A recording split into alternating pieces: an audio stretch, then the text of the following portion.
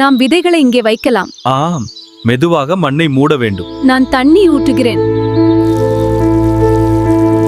இந்த செடிகள் எவ்வளவு அழகாக வளர்கின்றன. ஆமாம், தண்ணீர் ஊற்றும் போது அவை எவ்வளவு அழகாக இருக்கின்றன.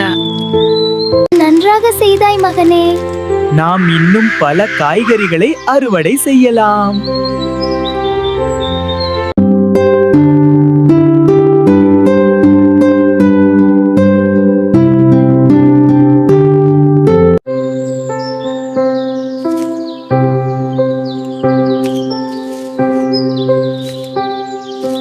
இங்கே பாருங்கள் ராமு, ஒரு பெரிய மாம்பழம்.